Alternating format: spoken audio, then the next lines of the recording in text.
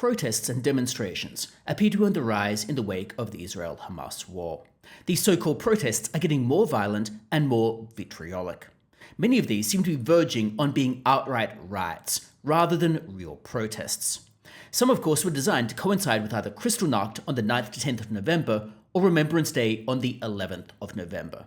This was telling by the fact that a war memorial was defaced in Victoria. Jewish Australians have been feeling decreasingly safe, something that Australia's Deputy Prime Minister Richard Marles himself acknowledged. Jewish Australians have a right to feel safe and be safe in their own country. This demonstration on behalf of Palestine in the heart of the Jewish community was unacceptable. I think it's fair to say that right now Jewish Australians have never felt less safe. In Melbourne, we have violent protests in Caulfield on the Jewish Sabbath. Caulfield has a significant Jewish population. It forced a synagogue to be evacuated. Preceding this, a restaurant owned by a Palestinian Australian was burned down. However, there is no evidence whatsoever that a Jewish person was involved in any way, or that anyone from Caulfield was involved. There's no evidence it was motivated by animus toward Palestinians. It is very possible people just used an unrelated incident as an excuse to riot. It hasn't been the first time that people acted vitriolically on false information. We all remember the false reports that an Israeli rocket hit a Palestinian hospital. However, it turned out that Hamas's own shoddy munitions were to blame. Melbourne, of course, is not alone. In Sydney, for example, in the eastern suburbs, there was a motorcade, replete with motorbikes and utes that proceeded throughout Sydney's east. Sydney's east is where many Jewish people reside. It's been argued that many of these protests appear to be designed to intimidate. They appear to be designed to target Jewish Australians. They chose those locations for a reason.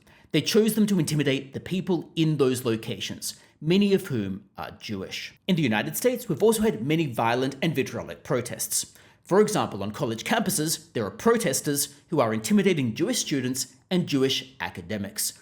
They appear to be doing nothing to stop the so-called protests, to stop the intimidation, because this intimidation targeting a specific group of people, in this case Jewish Americans, is clearly anti-Semitic, because they're targeting particular people on the basis of their ethnicity or their religion, which is obvious discrimination, obvious racism, or obvious religious animus. It clearly is unacceptable under United States law, under the relevant laws that cover college campuses. However, administrators are simply sitting on their hands. And to be clear, if the protests are targeting Jewish Americans or Jewish Australians, these are not protests in favor of Palestinian per se. They're protests against Jewish individuals. They're protests targeting particular individuals. We've also had people just act out of sheer stupidity. For example, there was a complete moron who rammed her car into a school run by the Black Hebrew Israelites. She's been reported to have stated that she was motivated by what was happening in Gaza, and she thought that the school was run by Jewish people. Presumably, she didn't bother to Google what the Black Hebrew Israelites actually are, because they are not a Jewish group. She obviously was motivated here by both racism and stupidity. Because if you are ramming a car into a school of students, then that is clearly both A, stupid, and B, since those students were presumably Jewish in her eyes, racist. She was clearly motivated by racism and stupidity, in my opinion. Motivated by racism and stupidity, to use the term coined by Marsha Langton. Now let's use an analogy to see exactly why many of these protests are in fact racist. And if not racist, they are completely motivated by ignorance. Now suppose you don't like the United States president, whether it's Joe Biden or Donald Trump.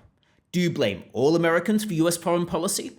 Or do you realize that Joe Biden or Donald Trump don't represent all Americans? They represent a proportion of Americans potentially, and they just happen to win the vote. Or, for example, do you blame all French people for the actions of Emmanuel Macron? Well, in either case, you shouldn't, because the citizens of a country are not to blame for what their leader does. Furthermore, people who just happen to have the same ethnicity have even less blame, even if you don't like what the country is doing. For example, an American who has lived in Australia for a long time, or potentially has grown up his or her own life in Australia, is not to blame at all for anything going on in the United States. It is simply not related to them. Blaming an American Australian for actions of the US would clearly be racism. Similarly with Israel, if you were blaming a Jewish Australian, potentially who was born in Australia, potentially whose parents were born in Australia, who potentially is simply Jewish but happens to live in Australia, if you were blaming them for the actions of Israel, even if we assume Israel is blameworthy, that would clearly just be racism. You are clearly targeting a person on the basis of, in this case, their ethnicity or their background or their national origination. You are targeting them on the basis of that rather than the basis of anything actually valid. One can protest what Israel is doing, but if that protest extends to intimidating or targeting or attacking people of a particular background, that's when it definitely descends into clear racism. And we've seen some of this in some of the signs that were flying at some of these protests. One, for example, had a picture of the Star of David being deposited into a trash can, suggesting that Jewish people were the trash that needed to be taken out according to that sign. The implication is very, very clear. The implication is clearly that they would want to eliminate Jewish people, or at least that is my inference of the sign. Perhaps if you have a different inference, maybe you can let me know that, because that's the only inference that I can logically draw from it. Targeting all Jewish people because you dislike Israel is at best moronic. The people who do that seem to be either too stupid to distinguish between the foreign policy of a country on the other side of the world and Jewish people in Australia, or they're just abject racists. Take your pick, because it has to be one of those two. The hopeless whataboutism, or the both sideserism in some politicians' responses has been abysmal. In a violent protest, there are no both sides, so to speak. One side is attacking the other. The protests in Caulfield did not feature Islamophobia, they featured anti-Semitism. The chants of Gas the Jews featured anti-Semitism, not Islamophobia. There's no both sides here. There's one side attacking another group of individuals. The direct target is clearly Jewish Australians, but the indirect target is clearly anyone who feels that racism is inherently bad. Let's just look at one example of a rather tepid response. This is from Zoe Daniel. She stated just after the protest, "There is a protest at Princes Park in Caulfield South tonight. I understand that this protest has affected the worship at the adjacent synagogue. I would again urge empathy, compassion, and understanding from everyone at a time of extreme fear, anxiety, and, I acknowledge, anger. We can differentiate ourselves as a nation in this moment if we come together. I urge faith leaders to step into this. Meanwhile, please everyone be kind to each other. We do not want any further pain here on any side." This is obviously a terrible response. There was clearly a protest or a march targeting a particular group of people. There was no both sides here. There was one group of people targeting another group of people, forcing the evacuation of a synagogue. That's what happened. There were no both sides here. One group of people targeted another group of people. That's what happened. And that's what Zoe Daniel should have said immediately afterwards. She did clean up her messaging a little bit in the wake of this, but it was simply too little too late. Richard Marles, the Deputy Prime Minister, at least acknowledged some of the major problems here. He acknowledged that the targeting of Jewish Australians is clearly incorrect and invalid. He acknowledged that blaming Jewish Australians for any policy of Israel is clearly incorrect, and could in fact just be an excuse to express anti-Semitism. Richard Marles appears to be correct here. Penny Wong appears to be just vacillating between positions.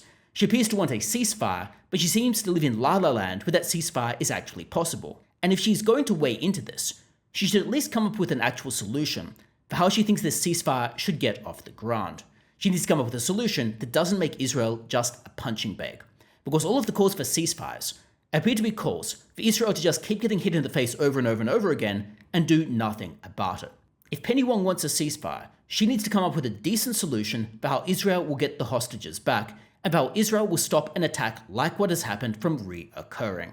The calls for a ceasefire without such a solution appear to be rather hollow. In any case, do let me know your thoughts about the protests in the comments below. And otherwise, thanks so much for watching, and hopefully I see you next time as well.